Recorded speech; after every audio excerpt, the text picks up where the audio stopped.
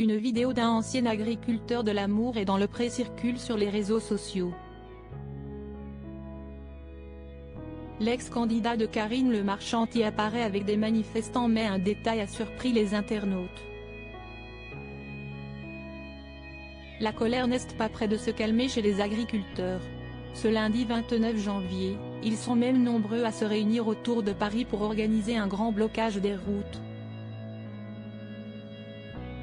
Un mouvement soutenu par Karine Le Marchand, la plus célèbre porte-parole des travailleurs de la terre. L'animatrice de M6 a d'ailleurs annoncé son arrivée dans la capitale pour soutenir les agriculteurs et monter sur leurs tracteurs. Elle a même donné rendez-vous aux manifestants sur l'autoroute A4. Les candidats de l'Amour et dans le Pré sont également, plus que jamais, engagés dans ces grandes manifestations. Si est le cas notamment de Christophe, un viticulteur et éleveur de moutons de 57 ans, qui participe à la prochaine saison de l'émission de Dating de M6. Un autre participant, bien connu des téléspectateurs, a aussi été repéré parmi les agriculteurs en colère.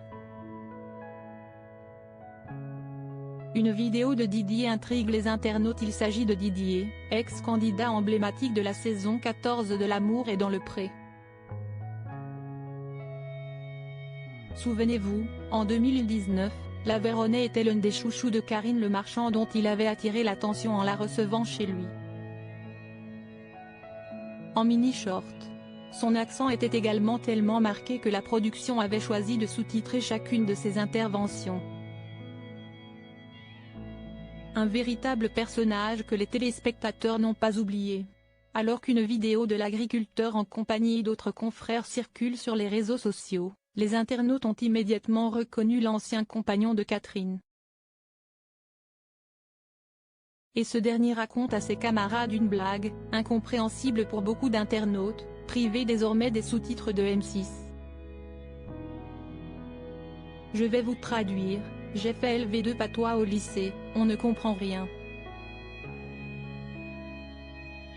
Si est en français, j'ai collé le haut-parleur à mon oreille et écouté 5 fois. À part le mot noir, j'ai rien pigé. Qui peut traduire? C'est du français, ça? J'ai rien compris ou encore je n'ai rien compris à ce qu'il raconte. Peut-on lire en commentaire sur X, anciennement Twitter? Les quelques d'internautes qui ont réussi à comprendre Didier ont été choqués par la vulgarité de la blague. Des sous-titres qui ne manquent finalement pas.